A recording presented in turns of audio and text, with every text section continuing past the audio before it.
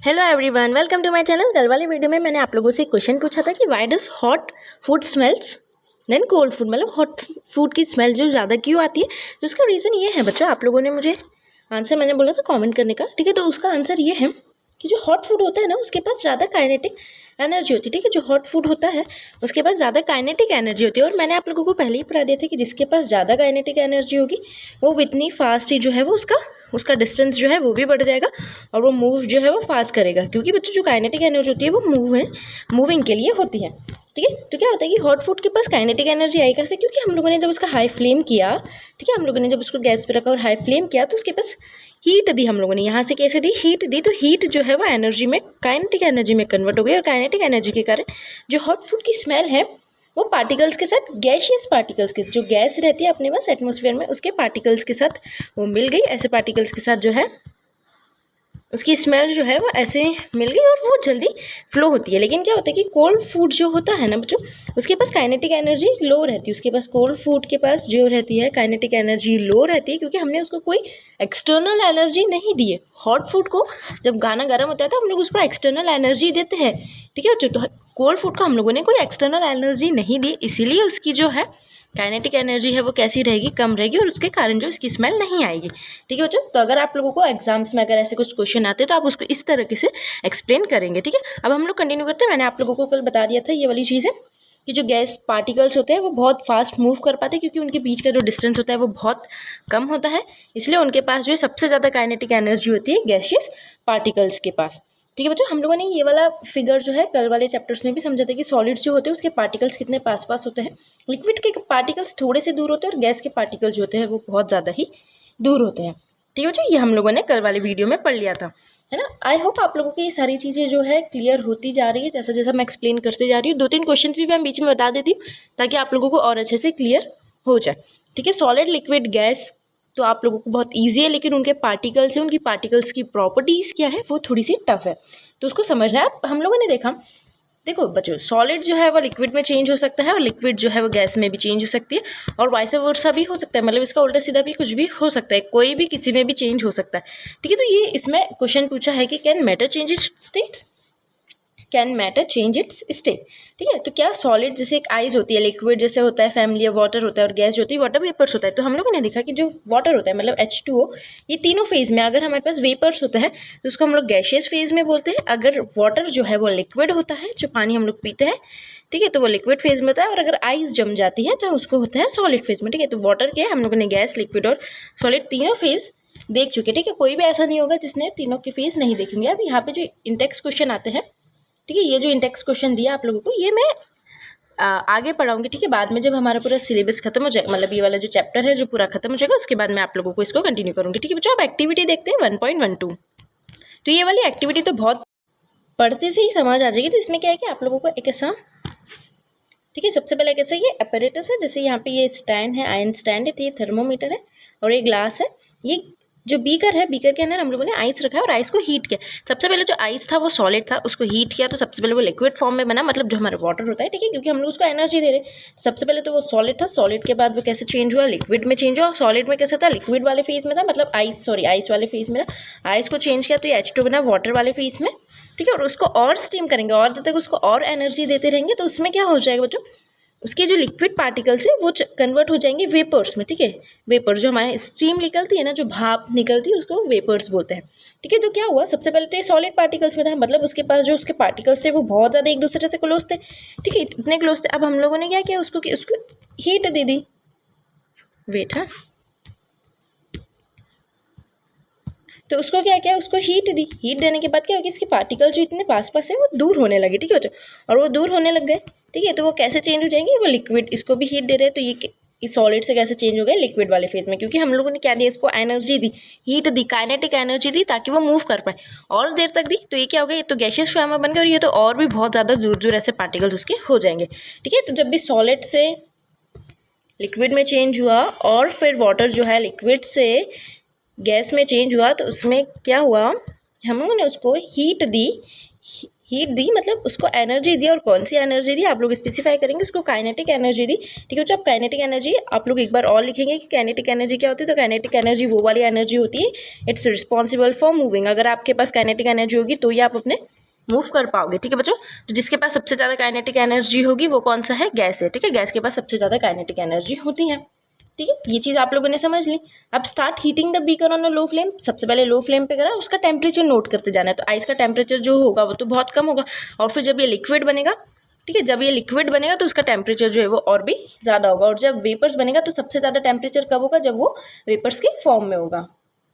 ठीक है, तो उसमें फिर जब वो आइस जो है लिक्विड में कन्वर्ट होगी, और फिर जब लिक्विड है वेपर्स में कन्वर्ट होगा, उनका टेम्परेचर लिखना है। तो हम लोग देखेंगे कि जो आइस का टेम्परेचर सबसे कम रहेगा, लिक्विड का टेम्परेचर रहेगा वो मीडियम रहेगा, और जब वेपर्स की फेज में बनेगा मतलब गैस के फेज में बनेगा तो सबसे ज़्यादा टेम्परेचर उसका जब होगा जब वो 100 डिग्री सेल्सियस पे रहेगा। ठीक है, तो आप लोगों को ये अपनी कॉपी में लिखना है कि सबसे ज़्यादा कम टेम्परेचर आइस का रहेगा और सबसे ज़्यादा टेम्परेचर रहेगा वाटर वेपर्स का। ठीक है, इसमें ये ऑब्जर्वेशन करना है। तो क्यों बताया, इसका रीज़न मैंने आप लोगों को बता दिया है, क्योंकि उसके पार्टिकल्स जो है वो फास्ट फास्ट मूव करने लग जाएंगे। तो हम लोगों ने देखा कि जैसे जैसे सॉलिड्स का टेम्परेचर इंक्रीज करेंगे, ठीक है, ठीक है, तो ये वाला पैराग्राफ आप लोग इंपॉर्टेंट मार्क करेंगे। ये पैराग्राफ में जो लिखा है कि ऑन इंक्रीजिंग द टेम्परेचर, हम लोगों ने जैसे सॉलिड्स का टेम्परेचर बढ़ाया तो उसकी काइनेटिक एनर्जी है वो बढ़ जाएगी। काइनेटिक एनर्जी के बढ़ने के बाद पार्टिकल्स जो है वो अपनी स्पेस जो है वो दूर दूर होने लगेंगे, मतलब पार्टिकल्स का डिस्टेंस है वो बढ़ने लगेगा। The kinetic energy of the particle increases due to the increase in kinetic energy. Kinetic energy increase होने के बाद क्या होगा कि पार्टिकल्स जो है स्टार्ट वाइब्रेटिंग, वो अपनी जगह पे से वाइब्रेट करने चाहेंगे और वो दूसरों से दूर होना चाहेंगे। ठीक है, जैसे दो पार्टिकल ये क्लोज थे, ठीक है, अब एनर्जी मिली तो ये वाइब्रेट करेंगे और एक दूसरे से दूर होना चाहेंगे, मतलब एक दूसरे से दूर दूर भागेंगे। ठीक है बच्चों, तो ये वाली चीज़ आप लोगों की यहाँ पे लिखी है, तो आप लोग इसको इंपॉर्टेंट मार्क करेंगे। The energy supplied by heat overcomes the force of attraction between the particles. ठीक है, force of attraction between the particles, आप लोगों इसको पॉइंट को लिखेंगे और मैं इसको समझा देती हूँ, ये इंपॉर्टेंट है। ठीक है, फोर्स ऑफ अट्रैक्शन क्या होता है, जैसे एक पार्टिकल है और एक ये पार्टिकल है, तो ये दोनों और ये तीसरा पार्टिकल है, ठीक है, 3 पार्टिकल्स हो गए हमारे पास। तो ये क्या करेंगे कि सारे पार्टिकल्स ना एक दूसरे को से खींचने का ट्राई करेंगे। ठीक है, फोर्स ऑफ अट्रैक्शन यही होता है कि जो पार्टिकल्स रहते हैं वो ट्राई करते हैं कि मेरे पास और है, मतलब सॉलिड्स में क्योंकि फोर्स ऑफ अट्रैक्शन जो रहता है वो सबसे ज़्यादा रहता है। सॉलिड्स में क्या होता है, फोर्स ऑफ अट्रैक्शन सबसे ज़्यादा रहता है। मतलब क्या करता है सॉलिड, किसका जो एक पार्टिकल, ये वाला जो पार्टिकल ये क्या चाहेगा कि ये वाला पार्टिकल और मेरे पास है, ये वाला पार्टिकल चाहेगा ये वाला पार्टिकल और मेरे पास है। ठीक है, ये वाला पार्टिकल चाहेगा ये भी मेरे पास है, और ये वाला पार्टिकल चाहेगा ये भी जो मेरे पास है। मतलब वो क्या करेंगे कि सारे पार्टिकल्स को एक साथ लाने का ट्राई करेंगे, उनका फोर्स ऑफ अट्रैक्शन बढ़ाएंगे कि ताकि वो जल्दी जल्दी पास आए। ठीक है, तो सॉलिड्स में सबसे ज़्यादा फोर्स ऑफ अट्रैक्शन होता है। आप लोग इसको मार्क करेंगे और उसकी डेफिनेशन भी लिखेंगे कि what is force of attraction. ठीक है, force of attraction is the force which the particle applies on the other particle. It's the force which apply, this particle is applying the force on this particle so that it come closer to it. ठीक है बच्चों, ये solids में सबसे ज़्यादा होता है। ठीक है, जैसे जैसे उनको एनर्जी मिलती जाएगी तो उनका फोर्स ऑफ अट्रैक्शन जो है वो कम होते जाएगा। ठीक है, हम लोगों ने जैसे जैसे, ठीक है, the energy supplied by heat overcomes the force of attraction between the particles का क्या मतलब है कि क्योंकि उनके पास फोर्स ऑफ अट्रैक्शन है। ठीक है, मैंने आप लोगों को कल ही बता दिया था। ठीक है, मैंने जैसे ये वाली कल डायग्राम बनाया था। ठीक है, तो ये दोनों बहुत चीज़ें पास में है। ठीक है बच्चों, ये वाली चीज़ें जो है ये पास में थी। अब क्या हुआ कि मैंने इनको एनर्जी दी, एनर्जी देने के पास एनर्जी जब मैंने इनको दी तो क्या हुआ कि इनका जो फोर्स ऑफ अट्रैक्शन है वो ब्रेक होने लग जाता है। अभी तो बहुत पास पास है, फोर्स ऑफ अट्रैक्शन जो है वो ब्रेक होने लगेगा तो एक पार्टिकल ऐसे ऐसे अलग होते जाएंगे। मतलब क्या है कि फोर्स ऑफ अट्रैक्शन जो है हीट देने के कारण ब्रेक होता है। ठीक है बच्चों, मतलब इसमें लिखा है the energy supplied by heat overcomes the force of attraction. आप लोगों को ये वाली लाइन समझ आ गई होगी। कुछ कुछ लाइन ऐसी होती है आंसर में जो बच्चों को समझ नहीं आती, आप प्लीज ट्राई करेंगे। The particles leave there fix position and starts moving freely. ठीक है बच्चों, ये मैंने आप लोगों को बता दिया। This stage is reach when the solid melts and converts into liquid, or for the minimum temperature at which a solid melts to become a liquid at atmospheric pressure is called melting point। मतलब क्या होता है कि जब भी कोई चीज़, मतलब हम लोग वाटर को ही अधिकतर लेते हैं, तो जब सॉलिड है क्योंकि ये आइस में है, तो जब ये आइस कन्वर्ट होगा लिक्विड में, ठीक है, जब भी आइस जो है लिक्विड वाटर में कन्वर्ट हो जाएगा, जैसे ये वाटर में, तो ये किस पॉइंट में ये क्या हो रहा है कि मेल्ट हो रहा है ना। अभी आइस तो सॉलिड है, ठीक है, सॉलिड के बाद जब वो मेल्ट होता है, जब लिक्विड में फॉर्म करता है, तो उसका क्या बढ़ रहा है बच्चों, वो मेल्ट हो रहा है, तो उसका हम लोग एक मेल्टिंग पॉइंट लिखते हैं। ठीक है, मेल्टिंग पॉइंट। तो मेल्टिंग पॉइंट का होता है कि ये एक ऐसा पॉइंट होता है जब सॉलिड्स जो है, when solids convert into liquid, it's the point when solid convert into liquid, it's the state. ठीक है, it's the state when solid converts into liquid, it's the minimum state. ठीक है बच्चों, अब आप लोगों को एक चीज़ याद रखेंगे कि मेल्टिंग पॉइंट जो होता है वो सबका अलग अलग होता है, ठीक है। जैसे हमारे पास कोई और चीज़ है, ठीक है, और कोई सा मटेरियल है, अभी तो जैसे आइसक्रीम है, ठीक है बच्चों, आप सपोज कर लेंगे आइसक्रीम है, तो आइसक्रीम भी जो है सॉलिड फॉर्म में है, ठीक है। आपकी जो वनीला आइसक्रीम का कप होता है जैसे वो सॉलिड फॉर्म में, ठीक है। लेकिन उसको अगर हम लोग ऐसा लेफ्ट कर देंगे, छोड़ देंगे, तो वो किस में कन्वर्ट हो जाएगा, वो भी लिक्विड में कन्वर्ट हो जाएगा। तो उसका मेल्टिंग पॉइंट अलग रहेगा। वाटर का जो मेल्टिंग पॉइंट रहेगा, वाटर का जो रहेगा, मतलब जब आइस से वाटर में कन्वर्ट होता है तो उसका मेल्टिंग पॉइंट अलग रहेगा। जब आइसक्रीम का देखेंगे उसका अलग रहेगा। अगर हम लोग मिल्क को जमा देंगे फ्रिज में, तो मिल्क जब आइस में रहेगा और जब वो सॉलिड में मतलब जब वो लिक्विड में हो जाएंगे तो उसका भी मेल्टिंग पॉइंट जो अलग अलग रहेगा। तो सबके मेल्टिंग पॉइंट्स जो रहते हैं वो अलग अलग रहते हैं, ठीक है बच्चों। अब आप लोगों को इधर से मेल्टिंग पॉइंट की जो डेफिनेशन है अच्छे से याद करनी है, और मेल्टिंग पॉइंट्स आपको सबके याद भी करने पड़ेंगे। ऐसा नहीं अभी बड़ी क्लासेस में तो आप लोगों को याद करने पड़ेंगे। तो melting point of solid as an is an indication of the strength of the force of attraction between the particles. ये वाली जो ब्लू लाइन में है इसको इंपॉर्टेंट मार्क करेंगे। इसका मतलब मैं आप लोगों को बता देती हूँ, ठीक है, इसको इंपॉर्टेंट मार्क करेंगे। सबसे पहले तो क्या होता है, मैंने आप लोगों को बताया कि मेल्टिंग पॉइंट जो रहते हैं वो डिफरेंट रहते हैं, ठीक है। अब फॉर एग्जांपल हम लोगों ने लिया H2 मतलब वाटर, हम लोगों ने यहाँ पे लिया मिल्क का मेल्टिंग पॉइंट, ठीक है। एक हम लोगों ने ले लिया आइसक्रीम का, ठीक है बच्चों, आइसक्रीम का ले लिया, एक मिल्क का ले लिया। तो क्या होता है, हम लोग देखेंगे कोई और भी चीज़ का ले सकते हैं। मैं सपोज करके बता रही हूँ कि इसका मेल्टिंग पॉइंट, जैसे इसका मेल्टिंग पॉइंट होगा, ये जो मेल्ट हो रहा है इसकी स्पीड जो है वो 2 यूनिट है, ठीक है, कुछ भी 2 यूनिट है। ये जो मेल्ट हो रहा है इसकी 4 यूनिट है, ठीक है बच्चों। और ये जो मेल्ट हो रहा है मिल्क, इसकी यूनिट क्या है, 10 यूनिट्स है। अब इसका क्या मतलब है, ये बढ़ रहा है, मैंने देखा इधर 2 लिखा, इधर 4 लिखा, इधर 10 लिखा। क्यों ऐसा लिखा, क्योंकि जो वाटर है, वाटर की जो पार्टिकल्स है वो क्लोज है। अभी आइस में तो क्या है कि वो सॉलिड है, तो मतलब क्लोज है। तो मैंने जब हीट दी तो थोड़ी सी हीट में ही क्या हो गया कि उसके फोर्स ऑफ अट्रैक्शन, उनके पार्टिकल्स का जो फोर्स ऑफ अट्रैक्शन है थोड़ा सा वीक होगा, ठीक है बच्चों। क्या होगा कि थोड़ा सा वीक होगा, तो जैसे ही मैंने थोड़ी सी हीट दी तो वो मूव करने लगे, मतलब वो लिक्विड फॉर्म में आ गए और उनके पार्टिकल्स जो दूर दूर हो गए, जैसे दूर दूर पार्टिकल हो गए मतलब वो लिक्विड फॉर्म में हो गए।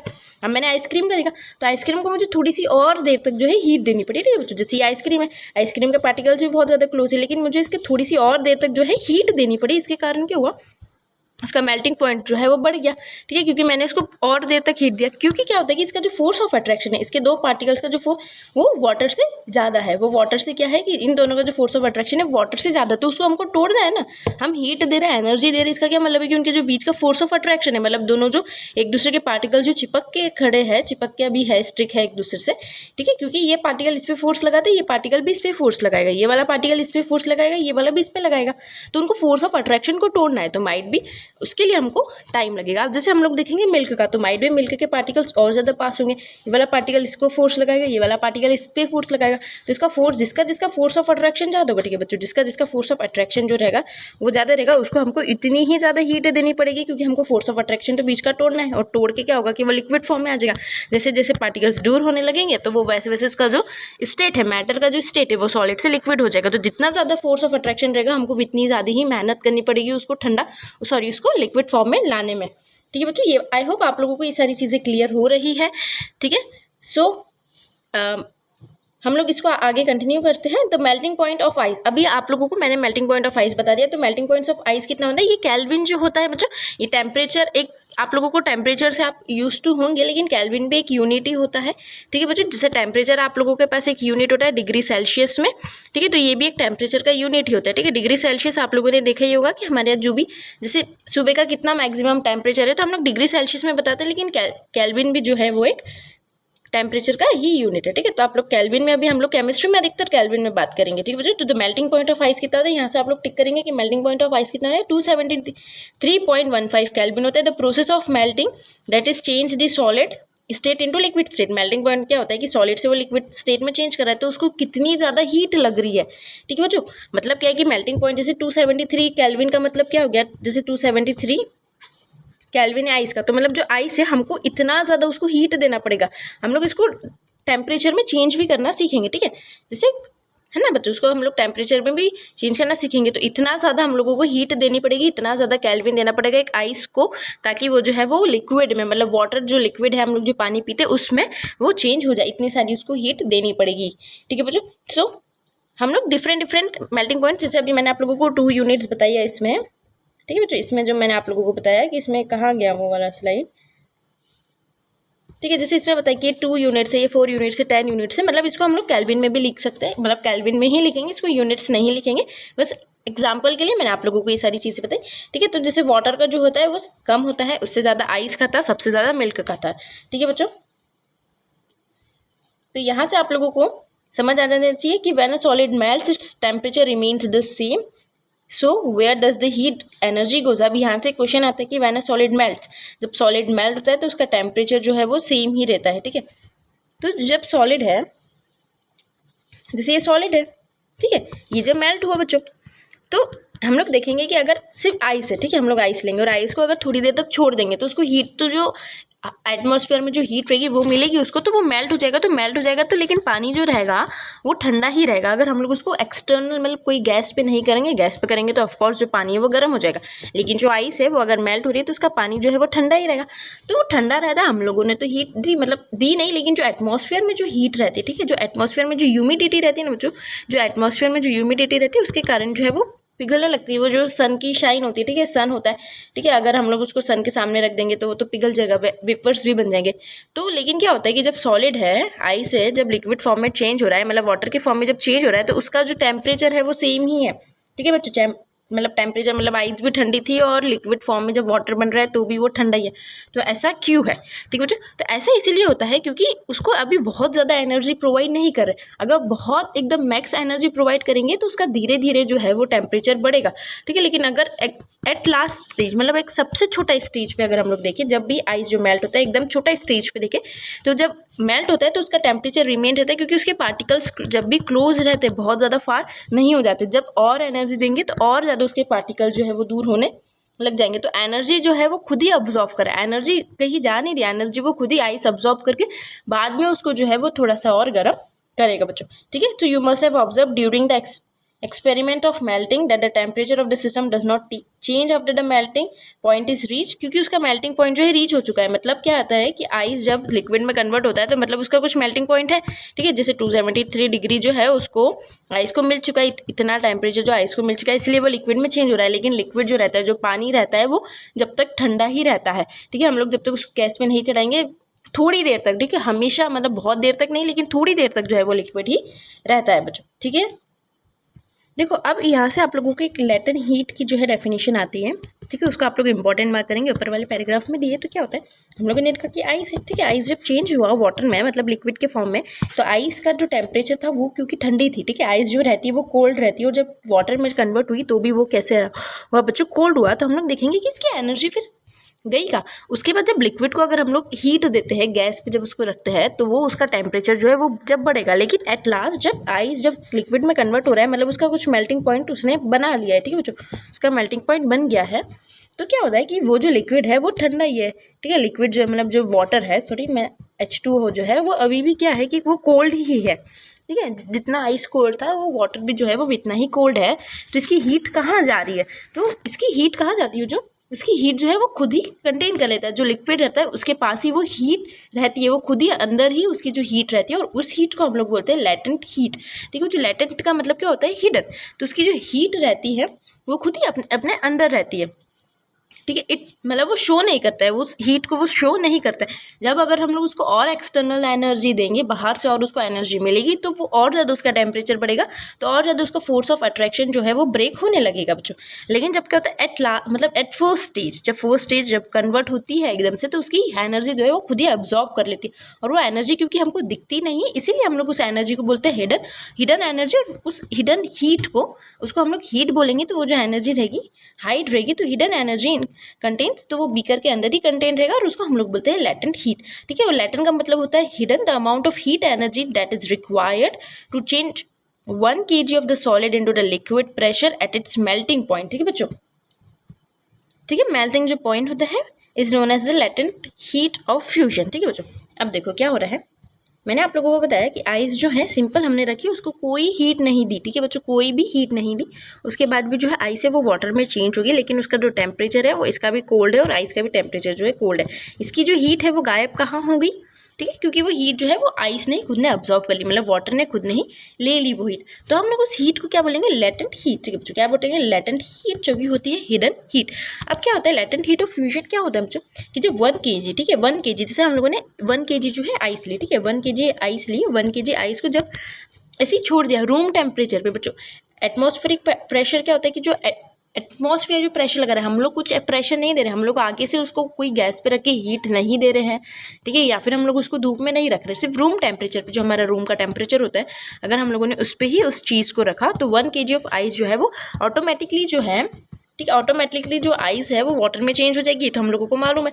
तो जब 1 kg ऑफ सॉलिड, ठीक है, ये सॉलिड है, ठीक है, तो जब 1 kg of solid converts into liquid, 1 kg of solid converts into liquid eight, एक चीज़ याद रखेंगे, एटमॉस्फेरिक प्रेशर, एटीएम, एटमॉस्फेयर को क्या हम लोग लिखते हैं, एटीएम, एटमॉस्फेरिक प्रेशर, ठीक है बच्चों। एटमॉस्फेरिक प्रेशर क्या होता है, जो प्रेशर एटमॉस्फेयर से लग रहा है, हम लोग कोई एक्सटर्नल प्रेशर नहीं लगा रहे हैं।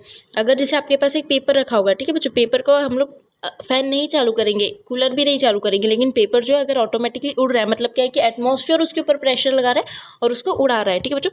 तो क्या होता है, एटीएम जो होता है, तो एटीएम प्रेशर पे, ठीक है, तो एटीएम प्रेशर पे क्या होता है बच्चों कि जब भी आइस जो है वाटर में कन्वर्ट होती है, जो भी सॉलिड है अगर लिक्विड में कन्वर्ट होता है, तो उससे क्या होता है, जब भी सॉलिड जो है लिक्विड में कन्वर्ट होता है, तो उससे क्या होता है कि उसकी एनर्जी खुद ही उसके पास रहती है, लेकिन उसका टेम्परेचर जो है वो वैसा का वैसे ही रहता है, मतलब उसका टेम्परेचर कोल्ड ही रहेगा, क्योंकि एटमॉस्फेयर जो इतना प्रेशर नहीं लगाता जितना अगर हम लोग एक्सटर्नल प्रेशर लगाएंगे, ठीक है जो जितना एटीएम जो रहता है इतना प्रेशर वो नहीं लगा पाता है, जितना प्रेशर अगर हम लोग उसको एक्सटर्नल हीट देंगे, जैसे गैस पे रखेंगे या फिर बर्नर बर्न करेंगे, ठीक है, तो इतना प्रेशर एटीएम नहीं दे पाता है। लेकिन जो हीट रहता है, अगर हम लोग एक्सटर्नल हीट की बात करेंगे, ठीक है, तो एक्सटर्नल हीट की बात करेंगे तो इतना ज़्यादा वो प्रेशर उसका ज़्यादा रहता है, ठीक है। तो यहाँ से आप लोगों को आई होप आपको समझ आ गया होगा कि मैं फिर से एक बार एक्सप्लेन कर देती हूँ और फिर इस वीडियो को हम लोग यहीं पे एंड करेंगे कि 1 kg ऑफ सॉलिड जो रहता है, जो 1 kg ऑफ सॉलिड रहता है, अगर वो कन्वर्ट हो रहा है लिक्विड में और उसका टेम्परेचर जो है वो सेम ही है, ठीक है, टेम्परेचर सेम ही, लेकिन उसको जो प्रेशर मिल रहा है, जो उसको एनर्जी मिल रही है, एनर्जी कहाँ से मिल रही है उसको, एटीएम से, मतलब एटमॉस्फेयर से जो एनर्जी मिल रही है उसको हम लोग बोलते हैं लेटेंट हीट ऑफ फ्यूजन। आप लोग यहाँ से मार्क करेंगे और उसको इंपॉर्टेंट मार्क करेंगे बच्चों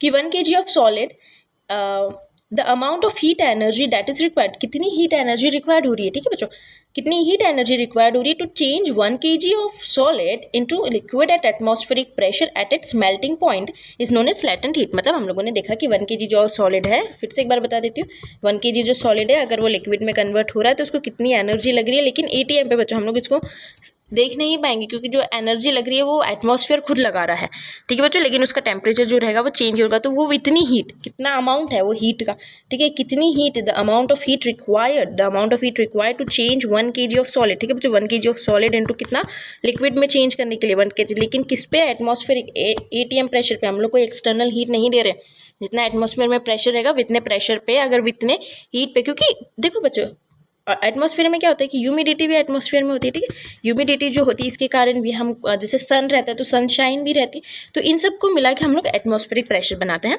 मतलब बनाते नहीं, वो इट्स बनाया ही है, ठीक है। एटमॉस्फेयर में जितना प्रेशर रहेगा, गर्मी रहती है एटमॉस्फेयर में, है ना बच्चों, हम लोग देखेंगे कि अभी समर्स का टाइम है तो बहुत ज़्यादा गर्मी होगी, उसकी बात कर रहे हैं, ठीक है बच्चों। तो एक इसको कन्वर्ट होने में कितनी हीट लग रही है, उस हीट को हम लोग बोलते हैं लेटेंट हीट ऑफ फ्यूजन। लेकिन जो वो हीट है लेटेंट हम लोग क्यों बोल रहे हैं, क्योंकि बच्चों जो हीट है वो हमको दिख नहीं रही है, ठीक है, और हीट दिख भी नहीं रही है, और जो हीट जो है वो खुद ही वो कंज्यूम कर लेता है, ठीक है बच्चों, तो वो हाइड रहती है, ठीक है, हिडन हीट रहती है। अगर हम लोग खुद हीट दे रहे हैं तो हमको समझ आ रहा है कि हाँ ठीक है, हम लोगों ने उसको गैस पे रखा तो वो कन्वर्ट हुआ क्योंकि हमने खुद हीट दी, लेकिन ये हीट तो कहाँ से आ रही है, तो एटमॉस्फेयर से आ रही है, और ये हीट तो हमको दिख भी नहीं रही है, ठीक है बच्चों। तो उसके इसलिए हम लोग लेटेंट हीट ऑफ फ्यूजन बोलेंगे, जिसको आप लोग बहुत ज़्यादा इंपॉर्टेंट मार्क करेंगे इस वाले पैराग्राफ को, ठीक है। तो इस वीडियो के लिए इतना ही, कल वाले वीडियो में हम लोग इससे स्टार्ट करेंगे। बच्चों बाय।